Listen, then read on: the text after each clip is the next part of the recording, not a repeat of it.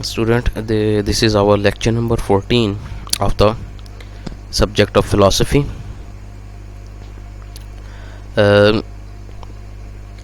Till on the lecture number 13 we have studied the logical positivism.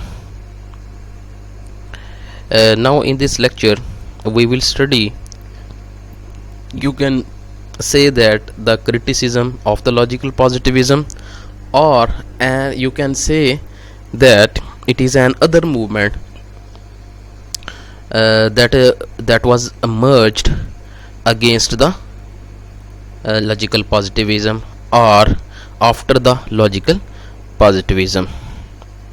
This is basically the criticism of the logical positivism. Most of the writers marked this movement in the term of criticism of logical positivism. So let's move on to the study of this movement. First of all, we will get the introduction of it. It is a mathematical stance that critiques positivism. ये mathematical एक stance था basically, जिसने positivism के ऊपर क्या की थी, तनकीद की थी. They claim that theories, background knowledge and values of the observer can influence what is observed. कहते जो ऑब्जर्वर था, इनका जो कहना ये है, इनका जो दावा ये था कि ऑब्जर्वर जो होता है ना, जो कुछ वो ऑब्जर्व करता है, ठीक है, उसकी ऑब्जर्वेशन जो है ना वो मुख्तलिफ चीज़ों से इन्फ्लुएंस कर सकती है. यानी कि उसकी ऑब्जर्वेशन जो है वो मुतासर हो सकती है कुछ चीज़ों से. वो क्या है जी, थ्योरीज हो सकती हैं, वो बैकग्राउंड नॉलेज हो सकता है, और वो वैल्यूज़ हो सकती हैं. ये हमने जो पॉइंट है ये डिस्कस किया था हमने अपने लास्ट जो लेक्चर है 13 में, माइनर सा क्रिटिसिज्म के अंदर ना. तो ये बिल्कुल इसकी अब मैं एक्सप्लेनेशन में तो नहीं जाऊंगा, क्योंकि a lot of things that we have to explain over here, so they will take a more time, a lot of time. तो भाई यहाँ पे ये बस समझ लें कि नॉलेज, बैकग्राउंड नॉलेज और थ्योरीज जो हैं, ये उसके जो बिलीव्स हैं ऑब्जर्वर के, ठीक है जी, तो वो उसको इफेक्ट कर सकते हैं, उसको ऑब्जर्वेशन को मुतासर कर सकते हैं. They also believe that human knowledge is based on not unchallengeable. Logical positivism वाले ये कहते थे, जो उन्होंने जो अपने नॉलेज के थ्रू जो एक इंफॉर्मेशन जो उन्होंने अपने मेथोडोलॉजी के थ्रू जो नॉलेज डिराइव करते थे, वो कहते हैं दिस इज़ अनचैलेंजेबल, रॉक सॉलिड, ठीक है, जिसको चैलेंज नहीं किया जा सकता. ये कहते थे कि नॉलेज जो है वो इस बात पे बेस ही नहीं करता, ह्यूमन नॉलेज पर्टिकुलरली, कि वो अनचैलेंजेबल हो. ये बेस ही गलत है, या वो रॉक सॉलिड फाउंडेशन हो, कि पत्थर पर लकीर हो जी, जिसको मिटाया नहीं जा सकता. कहते हैं ह्यूमन नॉलेज जो है, ये पोस्ट पॉजिटिविज्म वाले इनको कह रहे हैं, ये लॉजिकल पॉजिटिविज्म वालों को, ठीक है. वो कहते हैं अनचैलेंजेबल, ये तो बेस ही नहीं है ना नॉलेज की, या वो रॉक सॉलिड फाउंडेशन है, ये भी बेस नहीं है कोई भी नॉलेज की, बल्कि क्या है, बट रादर अपॉन ह्यूमन कंजक्चर्स. कंजक्चर्स कहते हैं अंदाज़ों को, ठीक है, कंजक्चर कहते हैं एस्टिमेशंस को. वो कहते हैं कि इंसान के जो अंदाजे हैं ना, उन पर डिपेंड करता है ह्यूमन नॉलेज, ठीक है.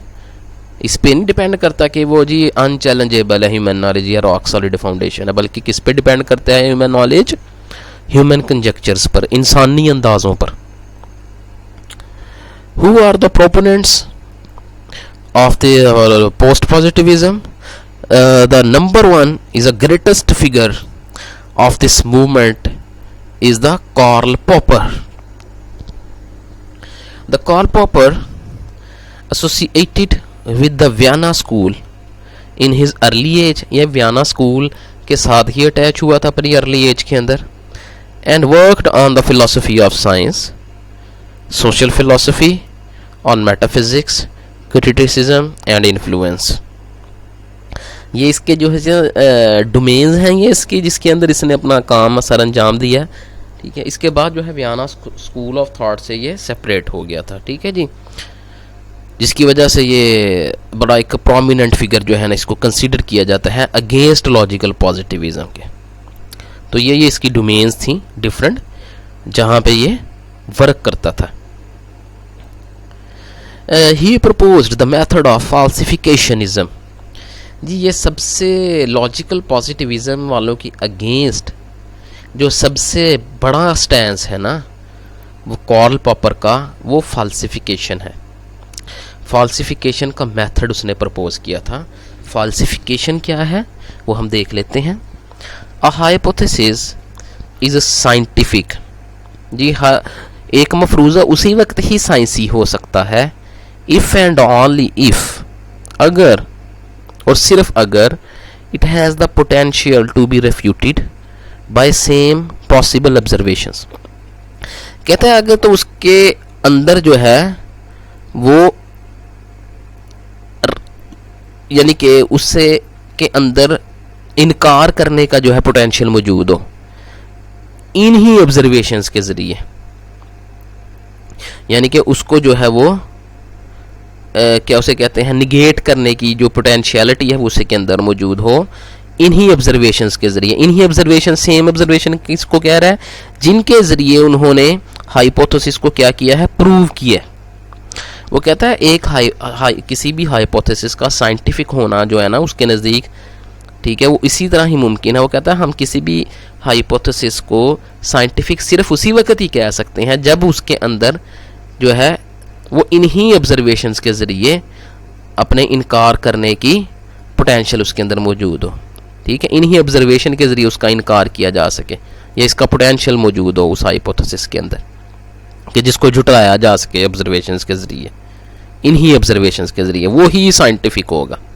ये देखा ना, बिल्कुल इसीलिए वो फाल्सिफिकेशन, फाल्सीफाई किसको कहते हैं, निगेट करना, रिजेक्ट करना, झुटलाना किसी चीज़ को। इसलिए उसने इससे जो है ना वो मार्क किया है अपने इस मेथड को फाल्सिफिकेशनिज्म के ज़रिए।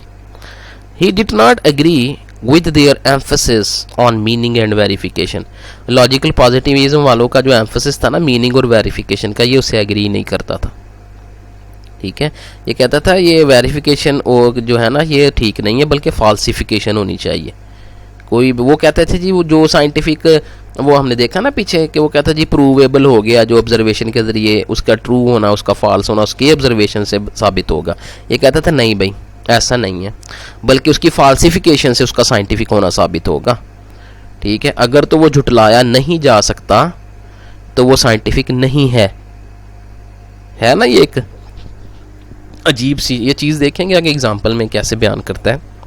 ये बड़ी समझने वाली चीज़ें हैं क्योंकि ये जो साइंस का एक भूत बना हुआ है ना आज हमारे पढ़ने लिखने वाले जो लोग हैं उनके अंदर एक साइंटिफिक अचीवमेंट्स, एक टेक्नोलॉजी का एक वो उनके अंदर एक भूत है उनके जहनों में। वो कहते हैं कि जो है बड़ा एक रेवोल्यूशनरी किस्म का जी वेस्ट ने एक नॉलेज प्रोड्यूस किया है। ठीक है, वेस्ट के अंदर उसके ऊपर बड़ी तनकीदें हुई हैं, बड़ी क्रिटिसिज्म हुआ है, वो अपनी जो बेसिस हैं वो इस तरह से इस्टेब्लिश कर ही नहीं पाया उसके बाद। ठीक है, इसीलिए वेस्ट ने ये वहाँ पे अडेप्ट किया है कि उन्होंने टेक्नोलॉजी पर शिफ्ट हो गए हैं वो साइंटिफिक नॉलेज से। उनको पता है साइंटिफिक नॉलेज के पास या लॉजिकल पॉजिटिविज्म के पास तो खड़ा होने के लिए बेसिस ही मौजूद नहीं है।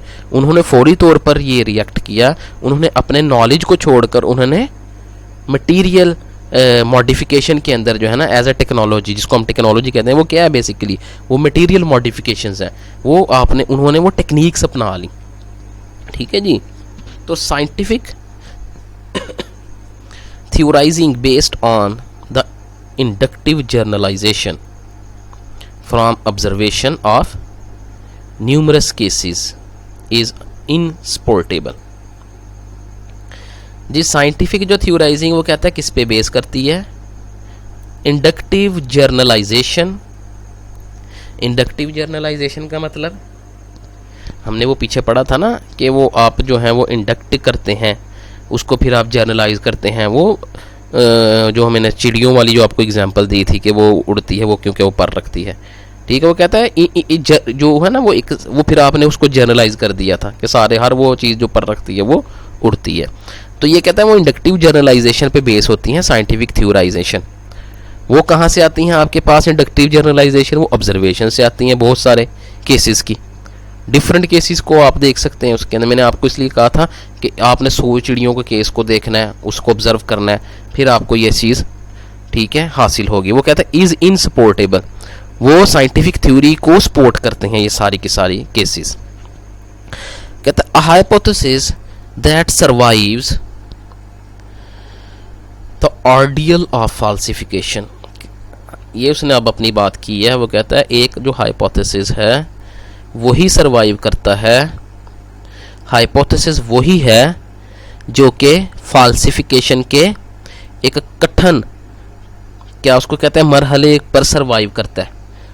यानी कि इनकार, उसको झुटलाया जाना, झुटलाना आसान है ना किसी चीज़ को, ठीक है। वो कहता है ये जो अब उसका जो एक जिसको हम कहते हैं कि कठिन आजमाइश है ना, जो कट्टर आजमाइश पर पूरा उतरता है, फाल्सिफिकेशन की जो कट्टर आजमाइश है ना उसके सामने अपने आप को सरवाइव करता है, वही हाइपोथेसिस इज कोरोबोरेटेड। कहता है वही हाइपोथेसिस मजबूत होता है जो फाल्सिफिकेशन के कठिन मरहले पर अपने आप को कायम रखता है। वो क्या होता है? कोरोबोरेटेड किसे कहते हैं? वो मजबूत होता है वो हाइपोथेसिस, बट नॉट प्रूवन। कहता है लेकिन वो साबित शुदा नहीं होता। यही तो मसला है। अब ये कहते थे कि ये वो हाइपोथेसिस जिसकी हमें वेरिफिकेशन मिल जाए, लॉजिकल पॉजिटिविज्म वाले, वो कहते थे वो प्रूवल है, वो प्रूवेबल है, वो प्रूवन है। ये कहता है प्रूवन नामी चीज़ ही कोई नहीं होती भाई। कोई भी हाइपोथेसिस होता है या तो वो मजबूत होगा या तो वो क्या होगा? कमज़ोर होगा। मजबूत कौन सा हाइपोथेसिस होगा? जिसको झुटलाने के लिए सारे लोग मेहनत करें, ठीक है, और जब वो फाल्सिफिकेशन का जो मेथड है ना उसके सामने वो सरवाइव कर जाए, वो मजबूत हो जाता है हाइपोथेसिस। लेकिन प्रूव फिर भी नहीं होता वो, ठीक है। ये बात जहन में रखनी है। एक rejects verifiability criterion for several reason. बहुत सारी वजूहात की वजह से ये वेरीफाइबिलिटी क्राइटेरियन जो है ना लॉजिकल पॉजिटिविस्ट का रिजेक्ट करता है। वो देखते हैं हम रीजंस क्या क्या हैं इसके अंदर। It counts existential statement as scientific.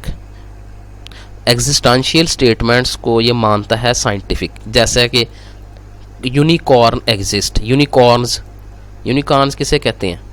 ये जिन को कहते हैं, भूतों को कहते हैं, शायद परियों को कहते हैं, यानी कि सुपर नेचुरल बीइंग है कोई, यूनिकॉर्न को कहते हैं। वो मेरा ऐसा वो जो सींग वाला घोड़ा है ना, जो उसमें ग्रीक मिथ के अंदर भी उसका वो यूनिकॉर्न्स उसको कहते हैं, ठीक है।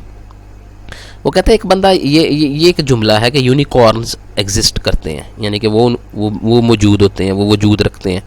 ये कहता है ये एग्जिस्टेंशियल स्टेटमेंट है और ये साइंटिफिक है अपने आप में। जबकि जो लॉजिकल पॉजिटिविस्ट थे उन्होंने इस तरह की स्टेटमेंट्स को रिजेक्ट कर दिया था नॉन साइंटिफिक कह के।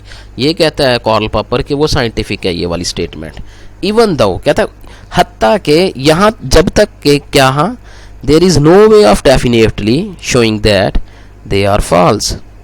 जब तक के हमारे पास कोई ऐसा ज़रिया ना आ जाए, डेफिनेटली यकीनी ज़रिया ना आ जाए जिससे हम ये दिखा सकें कि ये सारी की सारी फॉल्स हैं, कि यूनिकॉर्न एग्जिस्ट को गलत करने के लिए हमारे पास दिखाने के लिए कुछ नहीं है। ये बात समझ रहे हैं? क्योंकि वहाँ पे वेरिफिकेशन आपको ऑब्जर्वेशन से हासिल हो रही है। आप किसी भी लॉजिकल पॉजिटिविज्म को अगर आप देखें ना तो वहाँ पे वेरिफिकेशन उसकी यानी कि फॉल्सनेस और उसकी ट्रूनेस जो है वो ऑब्जर्वेशन से गेट कर रहे हैं। तो यहाँ पे आप एग्जिस्टेंशियल जो स्टेटमेंट हैं वो आप उनकी फॉल्सिटी को कैसे आप ऑब्जर्वेशन के जरिए नहीं मतलब है कि साबित कर सकते। जब आप ऑब्जर्वेशन के ज़रिए आपके पास दिखाने के लिए कुछ भी नहीं है इन स्टेटमेंट को फॉल्स कहने के लिए, तो फिर ये उस वक़्त तक वो कहता है ये रिजेक्टेबल नहीं है जब तक कि आप इसको ऑब्जर्वेशन से साबित ना कर दें कि ये एग्जिस्ट नहीं करते, ठीक है। ये वो बात कर रहा है। मेरा ख्याल है कि मैं बड़ा इजी करके यहाँ पे आप लोगों को अंडरस्टैंड कर रहा हूँ, इसलिए मैं ज़्यादातर ये उर्दू के अंदर आप लोगों को समझा रहा हूँ, ये चीज़ें कंसेप्चुअल हैं।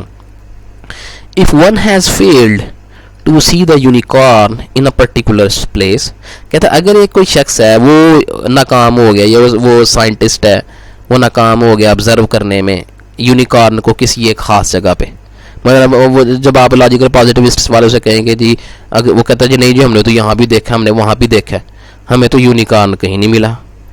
एक ख़ास जगह पे जब एक बंदा कहता है कि मैं वो नाकाम हो गया इसको देखने में यूनिकॉर्न को, तो डज नॉट एस्टैब्लिश दैट, तो ये इस बात को एस्टैब्लिश नहीं करती कि unicorn could not be observed in some other places, कि जो यूनिकॉर्न है वो किसी दूसरी जगहों पर भी ऑब्जर्व नहीं किए जा सकते।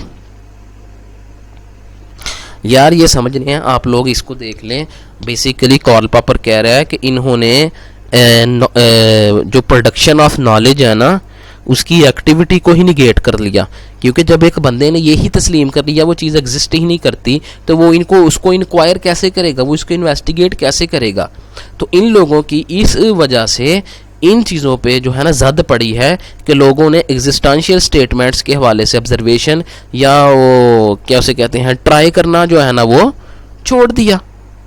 ठीक है, ले कहता है कि ये इसका ये मतलब नहीं है एक बंदे को एक जगह पे ऑब्जर्वेशन नहीं हो पाई यूनिकॉर्न की, तो ये बात ये साबित नहीं करती कि जो यूनिकॉर्न है ना वो किसी दूसरी जगहों पर भी उनको नहीं देखा जा सकता, किसी दूसरे ज़रिए से या किसी दूसरी जगहों पर उनको देखा नहीं जा सकता। ये वो बात कर रहा है। It inappropriately counts universal statement. जी दूसरी इसकी रीज़न क्या है, वो कहता है यार इनएप्रोप्रिएटली काउंट करता है यूनिवर्सल स्टेटमेंट्स। यूनिवर्सल स्टेटमेंट्स जो थी वो जैसे ऑल मैन आर मॉर्टल्स, ठीक है ना, इस तरह की ये सारी ऑल वाली जो स्टेटमेंट्स हैं ना वो यूनिवर्सल होती हैं ना, तो साइंस ऐसा ही करती है। ठीक है, कि जहाँ भी मतलब है कि जिसको हम कहते हैं लॉजिकल स्टेटमेंट होती हैं ना, कि 2 + 2 4 ही होंगे जी, दुनिया में हर कोने में 4 ही होंगे 2 + जो। ठीक है, तो all the people of the world if they add 2 and 2 they will be get the answer of the 4। ये वो बात है, ये ऑल वाली जो स्टेटमेंट्स हैं ये यूनिवर्सल स्टेटमेंट्स हैं। वो कहता है कार्ल पॉपर ये कहता है ये इनएप्रोप्रिएट काउंट है, ये इनएप्रोप्रिएट बयान है, नामुनासिब किस्म की बातें हैं ये, क्योंकि एज मीनिंगलेस है। ये कहता है ये मीनिंगलेस है, इनका मतलब कोई नहीं होता ऑल स्वेन्स आर वाइट। क्यों, वो कहता है क्यों, because they can never be conclusively verified. कहता है इनको कभी भी कंक्लूसिवली वेरीफाइड नहीं किया जा सकता कि पूरी दुनिया के स्वेन्स को एक बंदे ने देख लिया ना, जब तक उसके कंक्लूसिवली का मतलब क्या है कि एक शख्स पूरी दुनिया के स्वेन्स को ऑब्जर्व नहीं कर सकता। या तो एक साइंटिस्ट पूरी दुनिया घूमे और डिफरेंट स्वेन्स को देखे और सारे स्वेन्स उसको ब्लैक मिले तो फिर ठीक है। जब वो ऐसा होता ही नहीं है तो इसका मतलब है ये कह रहा है कंक्लूसिवली वेरीफाइड नहीं हो सकते ये सर्टेन ऑब्जर्वेशंस। जस्ट एक ऑब्जर्वेशन, वो कौन सी, लाइक अ ब्लैक स्वैन। उसने कहा all swans are white, a black swan, ये किसी बंदे ने एक ब्लैक स्वैन अगर देख लिया, उसकी ऑब्जर्वेशन उसके पास आ गई, तो पूरे के पूरी ये ऑल स्वेन्स वाली स्टेटमेंट को वो रिजेक्ट कर देगी। ठीक है, can clear show them to be false. तो कहता है ये मतलब है कि उसको दिखा दे कि वो लोग गलत हैं, ये जिन लोगों ने ऑल स्वेन्स आर वाइट वाली जो है स्टेटमेंट दी है यूनिवर्सल, सिंगल ऑब्जर्वेशन इस पूरी की पूरी यूनिवर्सलिटी को चैलेंज कर देगी, ये वो कह रहा है, और वो फॉल्स हो जाएगी इसके नतीजे में। इसलिए वो कह रहा है कि ये इनएप्रोप्रिएट किस्म के बयान है, नामुनासिब किस्म के बयान आते हैं। The second figure is the WVO coin. It is also a great mind. He is also the greatest figure in the post positivism. ये भी बड़ा ज़बरदस्त किस्म का एक क्रिटिक्स है। ठीक है जी, और अपनी मिसाल आप है ये बंदा। आप देखेंगे बड़ी, आपने देखा कि लॉजिकल पॉजिटिविस्ट वालों के मुकाबले में, उनके कंपैरिजन में जो पोस्ट पॉजिटिविस्ट वाले हैं ना, ये ज़रा ज़्यादा कॉम्प्लेक्स है और इनकी जो क्रिटिसिज्म है ये उनसे ज़्यादा डेप्थ में है। WVO क्वाइन क्या कहता है जी, he rejects the idea that individual sentence as setting its meaning and truth from its relationship to an individual experience. वो ये कहते थे लॉजिकल पॉजिटिविस्ट वाले कि हर जो एक इंडिविजुअल सेंटेंस है ना, अगर वो अपने पीछे एक ना इंडिविजुअल एक्सपीरियंस, हर इंडिविजुअल सेंटेंस के पीछे एक इंडिविजुअल एक्सपीरियंस है जी। ये उनका बिलीव था, ये उनका क्लेम था लॉजिकल पॉजिटिविस्ट वालों का, ठीक है। और इसका हमने मीनिंग देखना है सेंटेंस का, तो वो कहाँ पे होगा, वो इसके जो एक्सपीरियंस है ना, ठीक है, यानी कि सेंटेंस का जो उसके बिहाइंड जो एक्सपीरियंस है उसके साथ उसका जो रिलेशनशिप है ना, वो उससे डिटरमिन होगा इसका मीनिंग और उसका ट्रू होना। यानी कि कोई भी सेंटेंस ऐसे नहीं बोलता, कोई भी सेंटेंस जो है वो एक रियलिटी पर बेस होता है, उसके पीछे एक रियलिटी होती है, सेंटेंस ऐसे ही अनरियल नहीं होते, ठीक है। ये लॉजिकल पॉजिटिविज्म वालों का ये रिजेक्ट करता है, क्वाइन ने इस बात को रिजेक्ट किया। वो कहता है कि जो ये बात करते हैं ना लॉजिकल पॉजिटिविज्म वाले कि इंडिविजुअल एक्सपीरियंस जो है, ठीक है, वो इंडिविजुअल सेंटेंस के पीछे होता है और उनका जो मीनिंग है इस सेंटेंस का वो उसके रिलेशनशिप के साथ है, उसके एक्सपीरियंस के रिलेशनशिप के साथ है, ठीक है। ये अपने मीनिंग को वहाँ उसके रिलेशनशिप से सेटल करता है कोई भी सेंटेंस अपने एक्सपीरियंस के। He argued that our entire web of beliefs, कहता है हमारे मुकम्मल पूरे का पूरा हमारा जो एक जाल है ना हमारे अकायद का, हमारे यकीन का, हमारे यकीनों का पूरा एक बिलीफ का पूरा एक वेब है। Faces experience as a whole, वो एक्सपीरियंस को एज अ होल के तौर पर फेस करता है, ठीक है। ये बात जहन में रखिएगा। वेब ऑफ बिलीव्स का मतलब ये है कि आपके जहन के अंदर जो चीज़ें हैं, ठीक है, उनके दरमियान जो नेटवर्किंग है ना, जो ऑर्डर ऑफ थिंग्स जो है इंसान के जहन के अंदर, देखें इंसान जो है वो दुनिया के अंदर चीज़ों में ना लेवल जनरेट करके यहाँ पे रहता है, चीज़ों को पोजीशन देता है अपने माइंड सेट के अंदर, ठीक है। वो उसी को वेब ऑफ बिलीफ कह रहा है यहाँ पे, ठीक है। आपने अपने माइंड के नेटवर्क के अंदर चीज़ों को अपने पोजीशंस किया हुआ है डिफरेंट जगह पे, ठीक है। और आप एक्सपीरियंस जो है ना होलली कर रहे हैं, इस वर्ल्ड के अंदर मुकम्मल तौर पर एक्सपीरियंस को फेस करते हैं। आपका ये वेब ऑफ बिलीफ जो है वो एक सिंगल होल एक्सपीरियंस को फेस करता है।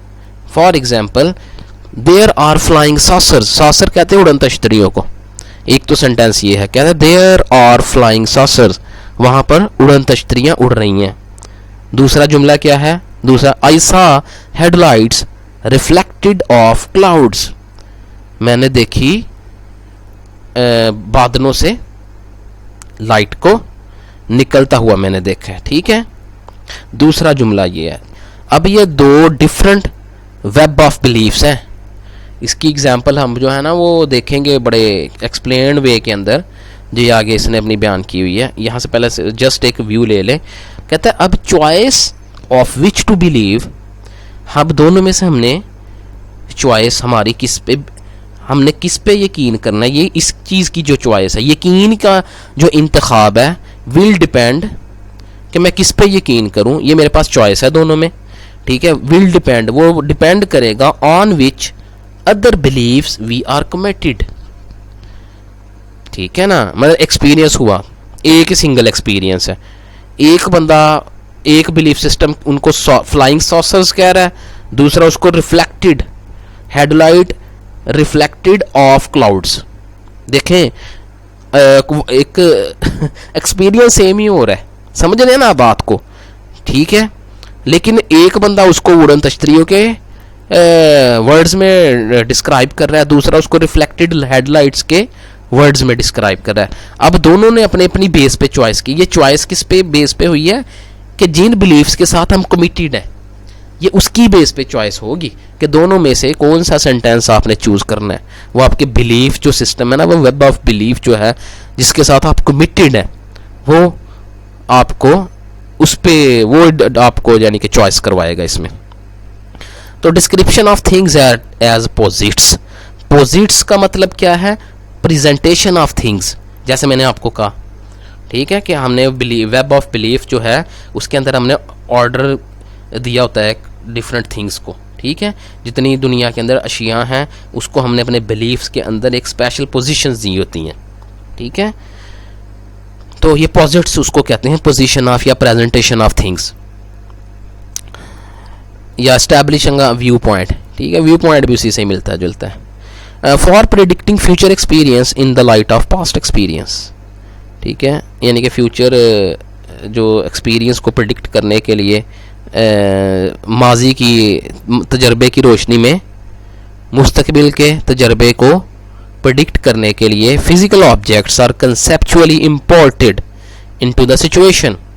जो फिजिकल ऑब्जेक्ट्स हैं उनको इंपोर्ट कर लिया जाए। इंपोर्ट का मतलब क्या किया कि जब हम गुफ्तगू कर रहे हैं, ठीक है, एक चीज़ मैंने फ्यूचर एक्सपीरियंस के हवाले से प्रिडिक्ट करनी है, लेकिन मैं उसको कहाँ से देख रहा हूँ, वो अपने माजी की रोशनी में उसको देख रहा हूँ। तो फिजिकल ऑब्जेक्ट्स जो होंगे ना, हर इंसान फिजिकल वर्ल्ड में रहता है, तो ये कंसेप्चुअली इंपोर्ट किए जाते हैं। यानी कि ये दरमियानी चीज़ है कोई। फिजिकल ऑब्जेक्ट्स जो है ना वो इंटरमीडिएट थिंग्स हैं, ठीक है। जो मिडल जो मतलब है कि जो बोलने वाला है, जो बिलीवर जो है वो उनको इंपोर्ट करता है, बाहर से अपने कॉन्सेप्ट में लेके आता है इनटू द सिचुएशन, जिस सिचुएशन के अंदर वो मौजूद हो। एज कन्वीनियंट इंटरमीडियरीज, इंटरमीडियरीज जो है, कन्वीनियंट इंटरमीडियरीज ऐसे मुनासिब दरमियानी वास्तों के मुनासिब, यार इंटरमीडियरीज जो को समझ लें। इंटरमीडियरीज जो होता है मिडल मैन, जैसे मिडल मैन होता है ना, दरमियानी बंदा, दलाल जिसको आप कहते हैं, ठीक है। अब जो वो बोथ साइड्स को क्या करता है, वो कंपनसेशन करता है, अपना भी फ़ायदा उठाता है वो, ठीक है ना। जिसको आप यार मिडल मैन की एग्जांपल है ठेकेदार। ठेकेदार क्या करता है, ठेकेदार को आप जो है उसके साथ कमिटमेंट करते हैं और नेक्स्ट जिनसे उसने वर्क करवाना होता है वो उनके साथ कमिटमेंट करता है, ठीक है। तो ये इंटरमीडियरी है वो आपका, ठीक है ना। अब उसको देख लें आप, रोल क्या है उसका, वो आप बेटर अंडरस्टैंड करते हैं मेरे से, ठीक है। वो कहता है हमने प्रिडिक्शन करनी है फ्यूचर के लिए पास्ट की रोशनी में, तो हमने फिजिकल ऑब्जेक्ट को कंसेप्चुअली इंपोर्ट किया है बाहर से सिचुएशन से, ठीक है। और वो कन्वीनियंट है इंटरमीडियरीज, वो मुनासिब होते हैं, वो मतलब सहूलतकार के तौर पर काम करते हैं दरमियानी वास्तों के, ठीक है। वो दरमियानी वास्ते में वो सहूलतकार होता है ना बुनियादी तौर पर मिडल मैन। इंटरमीडियरीज जो होते हैं फिजिकल ऑब्जेक्ट इंटरमीडियरीज होते हैं, कन्वीनियंट, सहूलत प्रोवाइड करते हैं वो हमारे बिलीफ सिस्टम के अंदर, ठीक है। Not by definition in term of experience, ठीक है। कहता है इन टर्म ऑफ एक्सपीरियंस के अंदर नहीं, ठीक है, बल्कि but simply as irreducible posits comparable to the gods of Homer. बल्कि सादा अंदाज में अगर बात की जाए तो ये ऐसे मतलब है कि इररिड्यूसिबल जो प्रेजेंटेशन ऑफ थिंग्स है ना, ठीक है, जिनको हम जो नकाबले जिसको हम कहते हैं इररिड्यूसिबल का मतलब है नकाबले तख्वीफ। ये थोड़ी सी ज़रा मुश्किल बात है। कहता है उन जो चीज़ें हैं ना उनको हम ये जो हमने कंसेप्चुअली इंपोर्ट की हैं, ये एक इन टर्म ऑफ एक्सपीरियंस नहीं हमने की, बल्कि सादा तौर पर क्या है ये चीज़ें, बल्कि इररिड्यूसिबल पॉजिट्स हैं, यानी कि उनको हम ख़त्म नहीं कर सकते अपने कॉन्सेप्ट्स के अंदर से, ठीक है ना। वो मतलब है कि उनकी जो पोजीशन है वो इस तरह से है कि वो ख़त्म नहीं हो सकती, लेकिन कंपेयर कर सकते हैं उसको। वो कंपैरिजन में होती है ना, किससे, to the gods of Homer, Homer के खुदाओं के साथ उसका कंपेयर हम कर सकते हैं फिजिकल ऑब्जेक्ट्स का, एपिस्टेमोलॉजिकली, इल्मी तौर पर। मैं एपिस्टेमोलॉजिकली कोई भी लास्ट में बोल रहा हूँ ताकि आपको ये चीज़ समझ आ जाए। अब ये नेक्स्ट जो है ना सेंटेंसेस में ये बात आपको समझ आएगी मजीद। इसको ओपन करता है, ये कहता है physicist believe in physical objects. Physicist ने क्या किया है, वो यकीन रखता है वो फिजिकल ऑब्जेक्ट्स में, नॉट इन होमर्स गॉड। आपको पता है ना होमर जो है ना वो ग्रीक के अंदर एक राइटर है जिसने गॉड और गोडेसिस को की मिथ्स को यूज़ किया है अपनी इलियड और ओडेसी के अंदर, अपनी एपिक पोएम्स के अंदर। और जिस तरह के वाक़यात उसने बयान किए हैं वो बिल्कुल रियल लगते हैं पढ़ने में ना, लेकिन उसके अंदर वो जो ऑब्जेक्ट्स के तौर पर उसने जो चीज़ें यूज़ की हैं वो गॉड्स और गोडेसिस को। जबकि वो कहता है फिजिस्ट जो है वो फिजिकल ऑब्जेक्ट्स के अंदर यकीन रखता है, वो होमर के गॉड के ऊपर यकीन नहीं रखता। अब ये कहता है, क्वाइन कहता है, I consider it a scientific error to believe otherwise. कहता है मैं इसको साइंटिफिक एरर ही कंसीडर करूंगा, या मैं करता हूँ। अगर यकीन करना है तो फिर यकीन तो दूसरा भी है, होमर के गॉड्स के ऊपर भी तो यकीन करके बात की जाती है ना, ठीक है।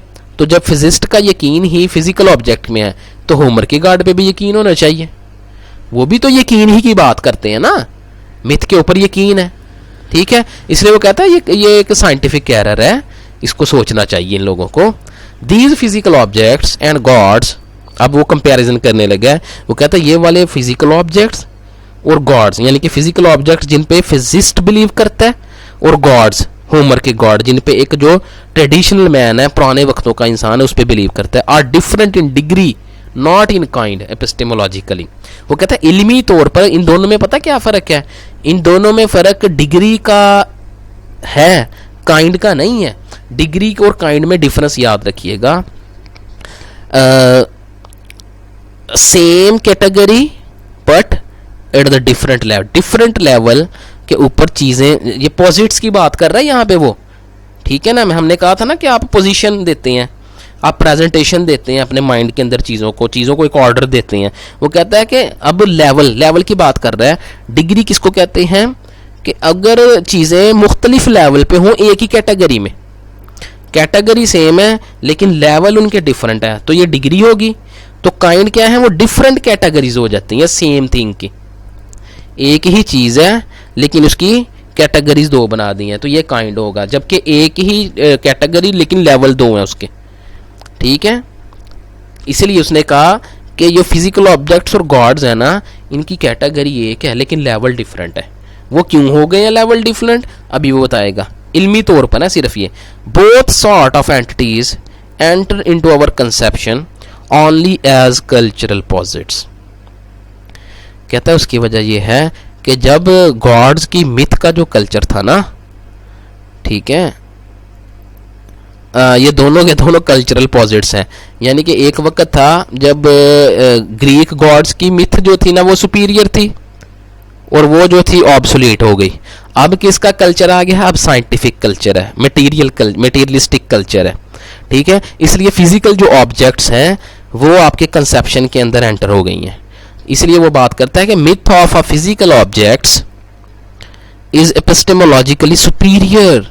ये बात आ गई मेरे वाली कि कहता है फिजिकल ऑब्जेक्ट्स की जो मिथ है, ये मिथ क्यों कह रहा है इसको, क्योंकि वो बिलीव है फिजिस्ट का। उसने बात की है ना पहले पीछे कि वो बिलीव है फिजिस्ट का। Myth of physical objects is epistemologically superior to other myths. दूसरी मिथ से एपिस्टेमोलॉजिकली सुपीरियर है फिजिकल ऑब्जेक्ट्स की myth as a device for working a manageable structure into the flux of experience. ठीक है, experience के flux के अंदर एक स्ट्रक्चर को आपने मैनेज करना है, ठीक है, मैनेजेबल स्ट्रक्चर है तजर्बे के फ्लक्स के अंदर, ठीक है। उसकी वर्किंग करने के लिए एक डिवाइस के तौर पर आप मिथ को लेते हैं कि मेरा जो एक एक्सपीरियंस का जो फ्लक्स है ना, उसके अंदर एक मैंने जो चीज़ों का एक स्ट्रक्चर बनाया हुआ है, चीज़ों को उनको आपस में मैनेज करने के लिए, उनको मैनेजेबल बनाने के लिए वर्किंग करवानी पड़ती है ना आपको, कि चीज़ें किस तरह से एक दूसरे से रेलिवेंट हैं, ठीक है।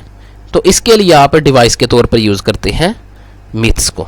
अभी आपको नेक्स्ट एग्जांपल से इसकी अच्छी अंडरस्टैंडिंग हो जाएगी। The two webs of beliefs by coin.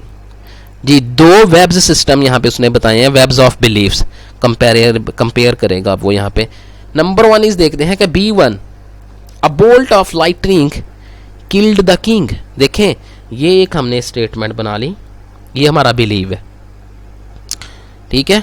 Believe ये हुआ, क्या बिलीव क्या है कि एक बोल्ट है, ठीक है, उसने जो है ना क्या उसको नाम है, बिलीव तो नहीं है, फैक्ट इसको कह लें हम कि फैक्ट ये है कि किंग जो है ना वो मारा गया है लाइटनिंग के बोल्ट से, यानी कि लाइट का एक झटके से वो मर गया, आसमानी बिजली का कोई मतलब उसके ऊपर पड़ी होगी या जो भी है।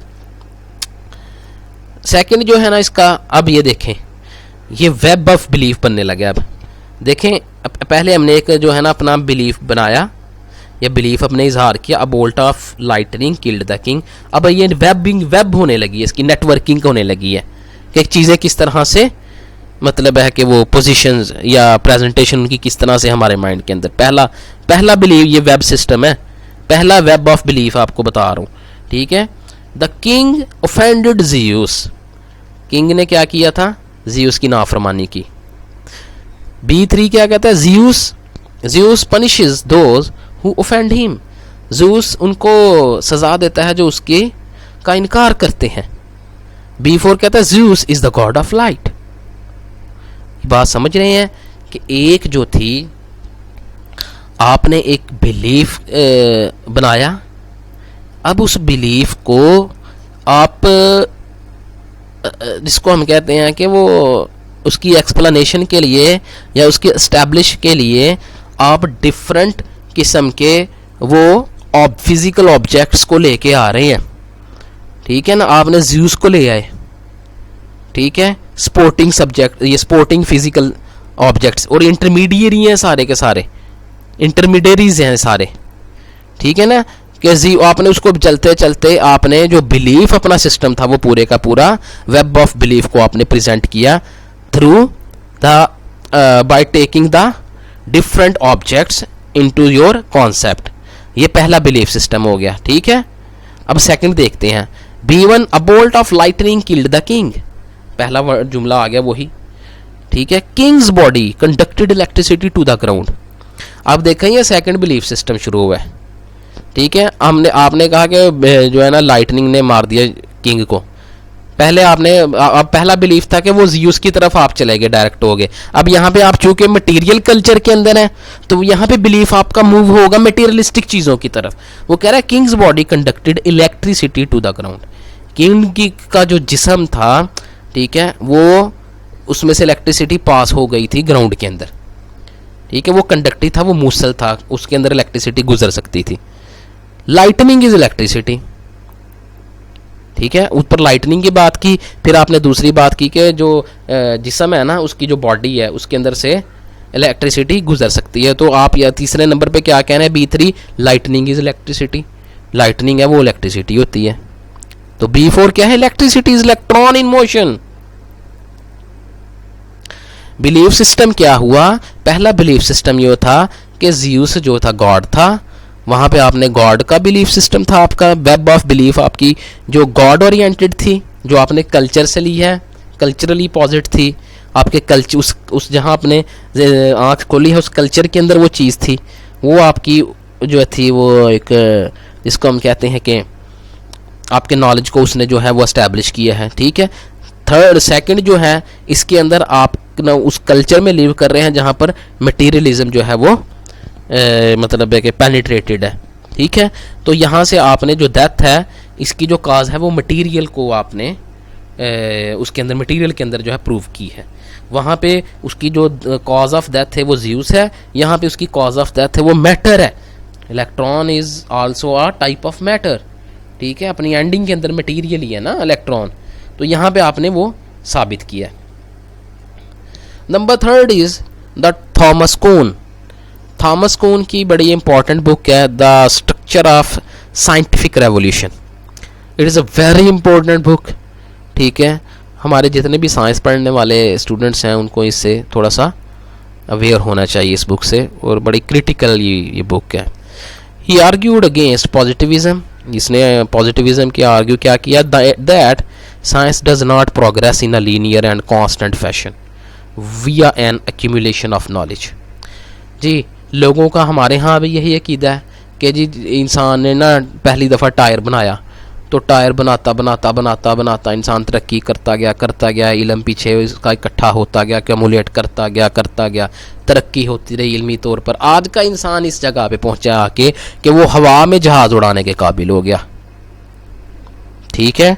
ये बेसिकली लीनियर और कांस्टेंट फैशन, अब इसको रिजेक्ट किया है थॉमस कून ने, ठीक है भाई। वो कहता है कि ये बात ठीक नहीं है भाई, ऐसा नहीं होता कि लीनियर और कांस्टेंट फैशन है प्रोग्रेस में।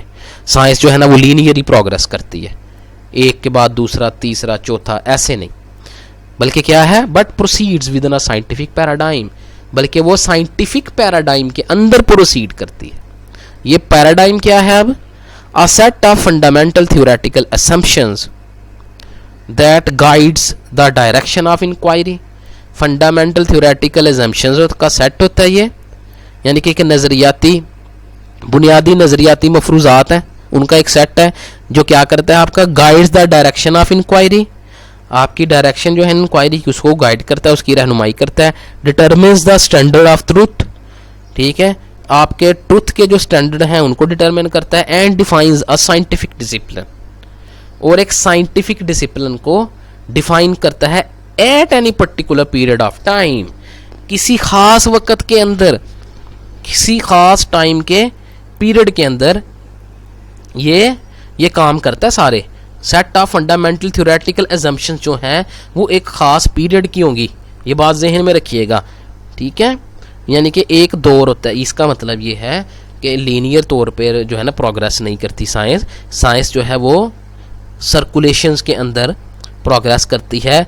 जब एक पैराडाइम ख़त्म हो जाता है उसके बाद दूसरा पैराडाइम शुरू होता है, जिसमें क्या हो जाता है पीछे वाला जो सारा नॉलेज है वो रायगा जाता है और नया नॉलेज जनरेट होता है, नई बुनियादें कायम होती हैं इल्म की, ठीक है जी। ये वो असल में बात कर रहा है पैराडाइम की, ठीक है। वो कहता है ये इस तरह से साइंस आगे चलती है। साइंस जो है वो लीनियर फॉर्म में आगे नहीं चलती, बल्कि सर्कुलर फॉर्म में। एक दायरा पूरा होता है, वो ख़त्म हो जाता है, दूसरा दायरा स्टार्ट होता है, तीसरा दायरा स्टार्ट होता है। इसी को वो कह रहा है कि ये जो स्टार्टिंग है इसको वो कह रहा है पैराडाइम शिफ्ट, ठीक है। पैराडाइम शिफ्ट कैसे होता है उसके कुछ इसने मराहल बताए हैं। Facts, new facts are discovered. यार कॉपरनिकस जो था उसने वो टोलेमी जो पोलेमिक जो फिजिक्स है उसको चैलेंज किया था, ठीक है। यानी कि फैक्ट्स जो थे वो नहीं डिस्कवर हो गया। उसने कहा जी नहीं जियोसेंट्रिक नहीं, आइडिया हेलियोसेंट्रिक है। जो है मतलब ज़मीन है वो सूरज के गिर्द गर्दिश करती है, सूरज ज़मीन के गिर्द गर्दिश नहीं करता। तो facts are discovered, new facts are discovered, नए फैक्ट डिस्कवर होते हैं। Different theories try to explain it. अब कुछ जब उसने ये बात की तो फिर वो एक मुनाजरा हुआ है चर्च में और कोपरनिकस के दरमियान, ठीक है।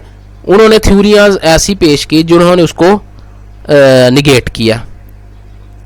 चर्च की जानिब से ऐसी थ्योरियाँ आई सामने जिन्होंने उसके एक नज़रिए को, उसके एक जो है वो फैक्ट को जो उसने डिस्कवर किया था उसको निगेट किया।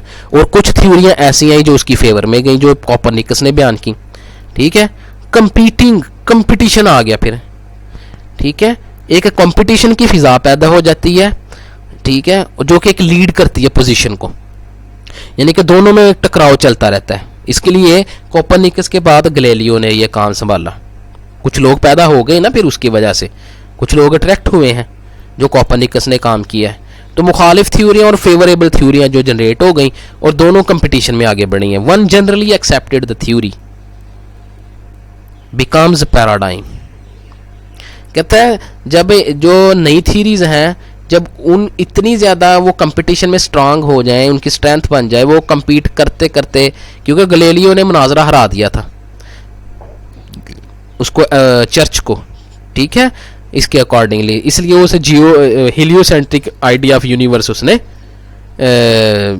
एस्टैब्लिश किया है against geocentric idea of the universe, जो चर्च का एक बिलीफ था, ठीक है जी। इस तरह पैराडाइम जो है ना वो बन गया। गैलीलियो के जो कॉन्सेप्ट था या उसकी जो थ्योरी थी वो जनरली एक्सेप्ट कर ली गई, ठीक है। वो जनरली उसने अपने आप को एस्टैब्लिश कर लिया, ये पैराडाइम बन गए, ठीक है। यानी कि heliocentric theory of the universe ये पैराडाइम के तौर पर एस्टैब्लिश हो गई, इसलिए ये नॉर्मल साइंस बन गई, नॉर्मल हो गया सबके लिए। पहले वो क्रिटिकल था, ठीक है, वो कंपटीशन में था। उसके बाद जब उसने वो चीज़ें डिस्कवर की हैं, मज़ीद उन पर उसने गुफ्तगू और मुनाजरे किए हैं, वो नॉर्मल होगी। New facts and theories create the need for new one. इसलिए नए फैक्ट्स और नई थ्योरीज क्रिएट करती हैं नीड फॉर न्यू वन, ज़रूरियात। For example Darwin replaced Lamarck की थ्योरी को डार्विन ने रिप्लेस किया है। पोलेमिक फिजिक्स कोपरनिकस ने रिप्लेस की है, फिर न्यूटन ने कोपरनिकस की फिजिक्स को रिप्लेस किया है, फिर क्वांटम फिजिक्स ने न्यूटन की फिजिक्स को भी रिप्लेस कर दिया। देखें ये इस तरह से जो है साइंटिफिक प्रोग्रेस हुई है, ये उसके पैराडाइम शिफ्ट है या ये डिफरेंट पैराडाइम्स हैं फिजिक्स की फील्ड के अंदर, ये अकॉर्डिंग टू थॉमस कुन. So this is very important lecture. So please understand it as you do, as you can do. So thank you from all my side. If you have any question, you can contact me on my WhatsApp.